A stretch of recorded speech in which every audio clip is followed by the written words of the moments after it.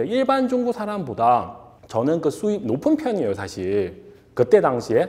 그래도 한국 사람이랑 그 차이가 너무 커가지고요. 그때는 진짜 한국 가야 되겠다. 그런 마음 정말 생기더라고요.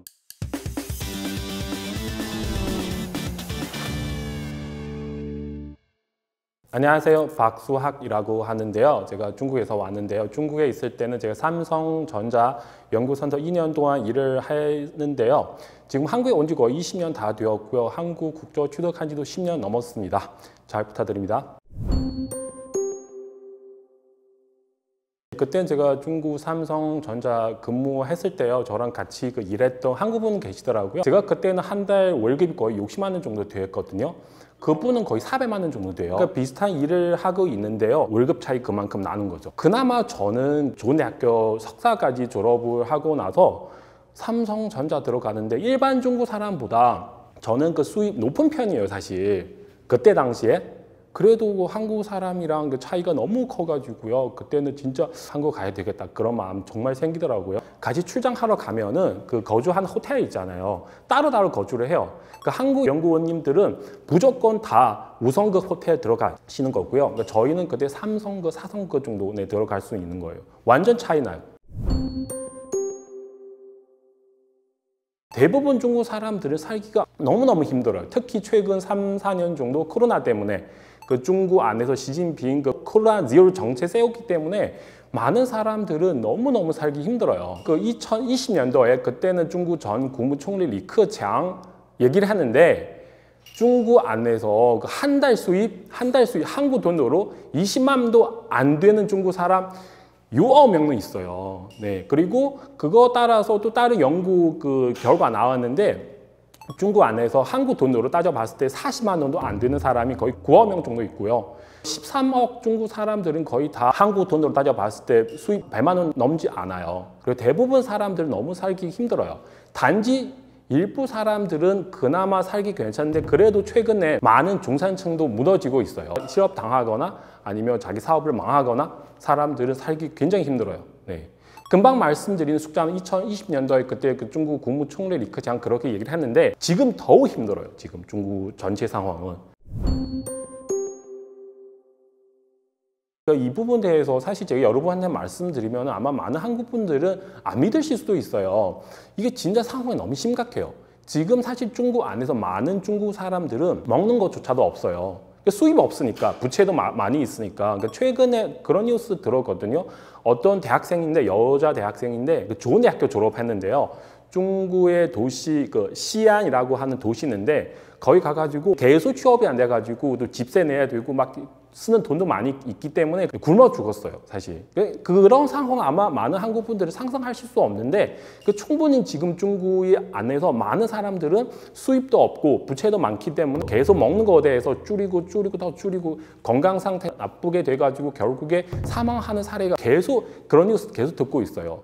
반면에 이게 중국 부자들은 특히 그 중국 고위층 간부들이랑 연결되는 사람들은 돈이 엄청 많아요. 최근에 어떤 뉴스가 중국 SNS 굉장히 터졌어요.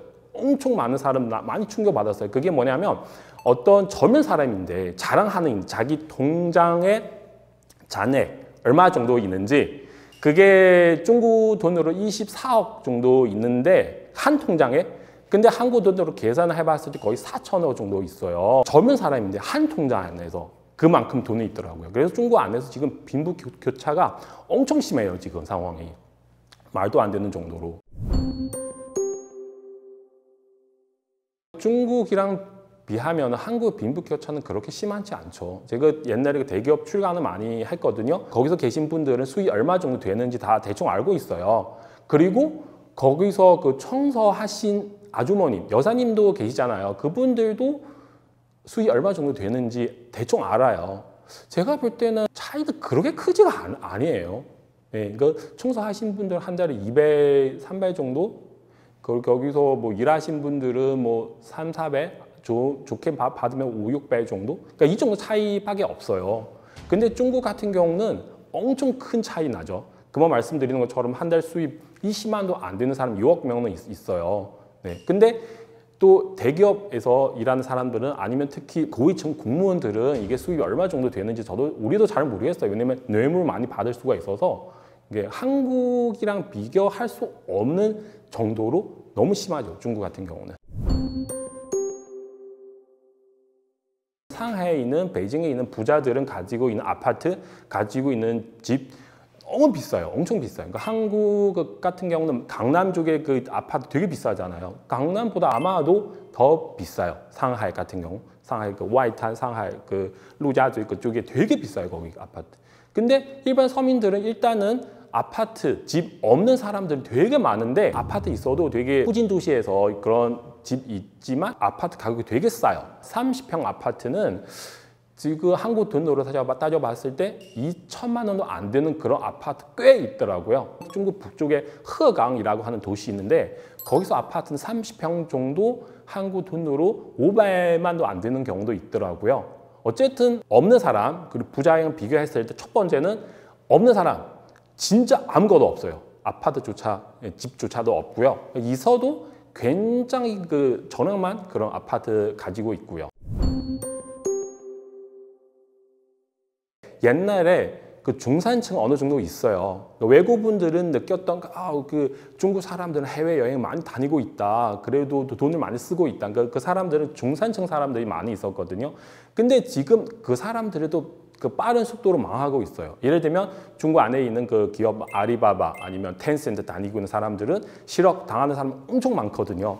근데 이런 사람들은 몇 년 전에도 어느 정도 수입이 있어가지고 쭉 이만큼 큰 수입 받을 수 있다. 그걸 믿고 엄청나게 큰 대출 받아가지고 좋은 아파트도 구입을 했고 좋은 차도 구입을 해가지고 근데 갑자기 실업당했어요. 그러면은 진짜 수입 없어요. 그리고 또 대출 엄청 많이 갚아야 되잖아요. 그러면 너무너무 힘들어요. 그래서 중국에서는 그런 말이 나오더라고요. 그 좋은 차, 좋은 아파트 가지고 있는 거지. 진짜 그래. 너무 힘들어요. 그리고 중국 같은 경우는 개인 파산 이런 것도 없어요. 아무리 돈이 없어도 대출을 꾸준히 갚아야 되기 때문에 사람들은 너무 살기 힘들어요. 그러니까 중산층은 무너졌어요. 그리고 옛날에 못 사는 사람들은 더욱 못 사게 되고요. 그래서 지금 중국에 이런 현상 나타났어요. 디플레이션. 한국 같은 경우는 많은 나라 같은 경우는 그 물가 계속 올라가고 있잖아요. 중국 반대로 물가 내려가고 있어요. 왜냐하면 사람들은 돈이 없어서 소비를 안 해요. 아파트 그리고 자동차, 지금 뭐 복장, 커피, 뭐 과일, 뭐 우유 같은 것까지 소비를 안 해요, 사람들이. 뭐 소고기, 양고기 다 먹어요. 그래서 이런 물가들은 계속 내려가고 있어요. 이게 지금 중국의 내수 시장이 완전히 망했잖아요. 그러니까 그리고 중국 많은 공장들은 이게 물건을 많이 만들 수가 있어요. 그래서 해외 시장 팔아야 되잖아요. 근데 지금 많은 중국의 기업들은 한국 시장을 굉장히 중요시해요. 왜 그러냐면 그러니까 이커머스 통해서 한국 시장에 수출을 할 수가 있잖아요. 네. 그리고 뭐 테머 아니면 알이 통해서 이쪽으로 수출을 할 수 있는데 근데 한국 시장을 왜 중요시하냐면 한국 시장, 한국은 중국이랑 가깝잖아요. 네. 바로바로 이거 그 물건들 올 수가 있고 그리고 한국 분들은 거의 다 휴대폰 있잖아요. 이게 그 인터넷 쇼핑 같은 거 되게 잘해요. 한국 사람들은. 이게 전 세계 다 이렇지 않아요. 그래서 지금 많은 중국 그 회사들은 그 이커머스 통해서 지금 한국 시장은 그 지금 공략하고 있는데 근데 뭐 퀄리티 너무 안 좋아가지고 많은 사람들은 한두 번 정도 쇼핑을 했는데 그래서 많이 실망해가지고 그래서 아마 더 이상 계속 중국 상품을 구입을 할 수 있는지 그게 저도 잘 모르겠고요. 한국 그 투자 의미 있어요. 투자 의미 옛날 그 비용은 5억 정도 한국 쪽으로 투자를 하면 영주권 비슷한 그런 비자 얻을 수 있어요. 근데 중국 사람들은 많이 오고 있기 때문에 그래서 한국 정부는 이게 15억부터 그렇게 증가했어요. 왜냐면 많은 사람 오고 있기 때문에 그래서 한국 정부도 이게 막아야 되기 때문에 근데 이 부자들은 한국 쪽으로 오고 싶은 이유는 중국 안에서 너무 불안해가지고 예를 들면 뭐 몇 년 전에 그 코로나 때 그 금방 말씀드렸던 그 시진핑 코로나 제로 정책 때문에 진짜 그냥 갑자기 아파트 밖으로 나갈 수가 없어요. 그러면 사람들은 거기서 사는 게 엄청 힘들고 너무 무섭잖아요. 그리고 지금 중국 같은 경우는 시진핑 그런 주장도 하고 있어요. 그 공동부역. 우리 같이 좀 살자 그런 거 있는데, 근데 공동부여는 뭐야? 그 공동부여는 사실 본질을 봤을 때 부자들 돈을 빼가지고 없는 사람한테 주는지 안 주는지 떠나서 일단은 부자 가지고 있는 돈을 빼야죠. 근데 사실 이런 상황이 이미 많이 나타나고 있어요. 그래서 부자들은 너무 두려워가지고 뭐 미국이나 일본, 한국에 많이 오고 있고요. 없는 사람들은 해외 가고 싶어도 한국에 오고 싶어도 올 수가 없는데, 근데 일부 사람들은 그냥 불법으로 그냥 뭐 해외 뭐 입국하는 경우도 있기는 해요. 네.